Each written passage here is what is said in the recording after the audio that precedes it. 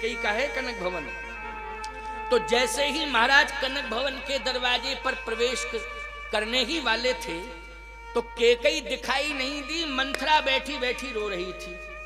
मंथरा, तो महाराज दशरथ ने मंथरा से कहा, मंथरा तू रो रही है लेकिन महारानी केकई कहां है? तो मंथरा ने रोते हुए इशारा को भवन की ओर किया, को भवन की ओर। महाराज श्री दशरथ ने कहा कि केकई को भवन में है। मंथरा ने कहा, हां महाराज। कारण क्या है? मैं नहीं जानती हूं, आप जाके पूछ लो। मंथरा क्या? देखो मंथरा जो होती है वो अपना रोल अदा करती है। मंथरा, समझ गए हो कि नहीं? मंथरा एक कुप्रवृत्ति है, कुप्रवृत्ति का नाम मंथरा है। जैसे उस समय त्रेता में तो एक ही मंथरा थी ना, त्रेता में एक मंथरा थी ना, लेकिन मंथरा अब कम थोड़ी हुई, मंथराओं की तो बढ़ोतरी हो गई। उस समय त्रेता में केवल एक ही मंथरा थी।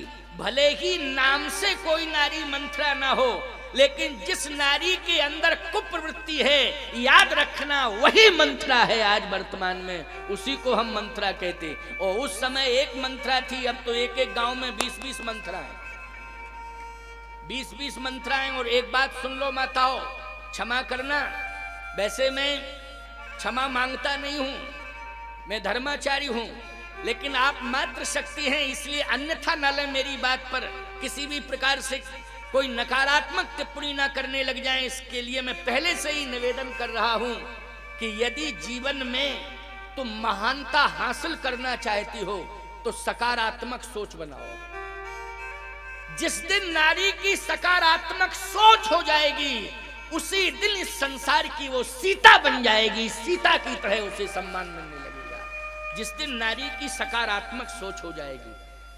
आज नकारात्मक सोच के कारण मंथरा बन रही हैं नारियां, बोलो बन रही हैं कि नहीं? नकारात्मक सोच के कारण। लेकिन नकारात्मक सोच अपमान कराती है, यही सोच अपमान का कारण बनती है। मंथरा एक कुप्रवृत्ति है। मंथरा क्या करती है जानते हो आप सब? मंथरा किसी भी घर में एकता नहीं देख सकती। ये मंथरा की क्वालिटी है। हाँ, क्वालिटी तारीफ कर रहा हूं उसकी, मंथरा की, कि किसी भी घर में वो एकता नहीं देख सकती है। और जिस घर में खोजती रहती है किस घर में एकता है, और जिस घर में एकता होगी उसी घर में वो प्रवेश करेगी, समझना। और उस घर में प्रवेश करेगी तो जानती हो किसके पास जाएगी? जो घर की मालकिन होगी उसके पास जाएगी। और जाएगी और रोएगी। जब रोएगी तो मालकिन पूछेगी, बहन क्या बात है? कहे, बहन हमारी कोई बात नहीं है, बात तुम्हारी ही है कि आज हमने आपके पति को रोते हुए देखा मेहगांव के बाजार में, भिंड के, हाँ भिंड मेहगांव, आज हमने रोते हुए देखा। क्यों क्यों, क्या बात है, क्या बात है? बात समझ में नहीं आ रही, घर भी नहीं गई हूं, सीधे तुम्हारे ही घर आ गई हूं। तो वो कहेगी, ऐसा है, समस्याएं बहुत हैं, 4-5 भाई हैं, सम्मिलित रहते हैं, घर में सबसे बड़े हैं, जिम्मेवारी उन्हीं की है। तो जो जिम्मेवार होगा उसके जीवन में समस्याएं तो बहन रहेंगी रहेंगी। क्यों भाई, यही कहे, समझदार महिला यही कहेगी कि नहीं कहेगी?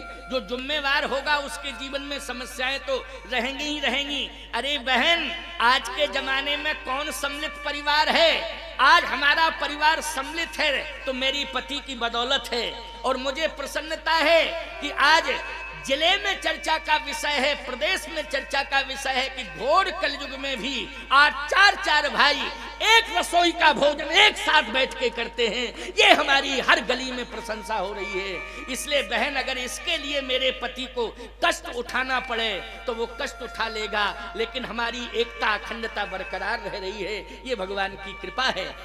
लेकिन वो मंथरा जैसी नारी जो कुप्रवृत्ति वाली है वो मानेगी नहीं। वो यही कहती है, यही तो मैं कह रहा हूं कि कमाए तुम्हारे ओ खाए सबरे। समझ लेना, आ गई मंथरा। बोलो, यही सूत्र समझाएगी वो कि नहीं? उसकी नकारात्मक सोच है कि कमाए तुम्हारे ओ खाए सबरे।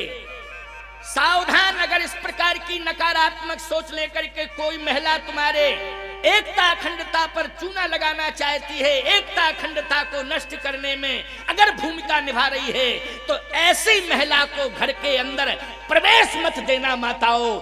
आज मैं इस मंच से तुम्हें आदेशित कर रहा हूं, ऐसी नारी का बहिष्कार करना, ऐसी महिला का बहिष्कार करना, ऐसी महिला का प्रवेश तुम्हारे घर में नहीं होना चाहिए, क्योंकि जो एकता अखंडता को समाप्त करे। याद रखना, हमारे भारत माता की एकता अखंडता को नष्ट करने में जो पार्टियां लगी हुई हैं, ऐसी पार्टियों का सदा बहिष्कार करना ये हमारा आदेश है, क्योंकि भारत माता की एकता अखंडता बरकरार रहनी चाहिए। अपने स्वार्थ के कारण भारत माता की प्रतिष्ठा को दांव पे लगाना ये कहां का धर्म है? बोलो भाई। मैं एक बात कहता हूं, मैं किसी राजनीतिक दल का नहीं हूं। जितने भी दल हैं, चाहे मध्य प्रदेश हो चाहे पूरा भारत हो, भारत में प्रदेश की बात नहीं कर रहा हूं, भारत में चाहे जितने दल हों, मैं किसी राजनीतिक दल का नहीं हूं। एकमात्र मेरा दल तुलसी दल है प्यारे। तुलसी दल से बड़ा कोई दल नहीं है। मैं तुलसी दल से बड़ा किसी दल को नहीं मानता हूं, और मैं कहता हूं भारत की एकता अखंडता को अगर कायम रख रहा है तो तुलसी दल रख रहा है। बोलो कौन सा दल रख रहा है? तुलसी दल रख रहा है कि नहीं? आज इस मंच से जो भाषा प्रसारित हो रही है वो एकता अखंडता को मजबूत दिलाने वाली है कि नहीं, मजबूत करने वाली है कि नहीं?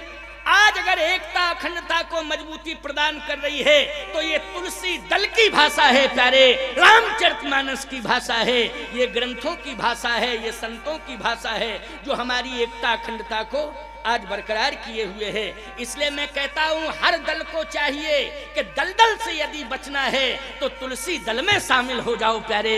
अगर तुलसी दल में तुम्हारा दल शामिल हो जाएगा तो दलदल से बच जाओगे, दलदल से बच जाओगे। इसलिए तुलसी दल की जरूरत है, और तुलसी दल का मतलब है रामचरितमानस। बोलो भाई। और रामचरितमानस का मतलब है रामचरितमानस का सिद्धांत। रामचरितमानस के सिद्धांत से जो भी जुड़ जाएगा, मैं कहता हूं उसका अस्तित्व कभी खतरे में नहीं आएगा, उसका अस्तित्व सदा सुरक्षित हो जाएगा। इसलिए मैं कहता हूं रामायण की परंपरा से जुड़ जाओ। आज जितने भी लोग यहाँ बैठे हैं, बोलो किस दल के सदस्य बैठे हैं? जल्दी बोलो। तुलसी दल के सदस्य बैठे हैं। एक एक व्यक्ति, अवाल वृद्ध नर नारी, सब तुलसी दल के सदस्य हैं। इसलिए इस मंच से हृदय से स्वागत है। और मैं कहता हूं इस तुलसी दल के मंच से जो 22 तारीख तक, क्यों 22 तारीख तक है कार्यक्रम? 22 तारीख तक तुलसी दल के मंच की सदस्यता जो भी ले लेगा, पावई माता सदा उसके ऊपर कृपा करती रहेंगी। माँ की सदा कृपा उसके ऊपर बनी रहेगी। बस आने की जरूरत है। कोई भी दल आ जाए तुलसी दल में शामिल हो जाए। क्यों भाई? कोई भी दल आ जाए तुलसी दल में शामिल हो जाए। बोलो होना जरूरी है कि नहीं? अगर कल्याण चाहिए तो तुलसी दल में शामिल हो जाओ।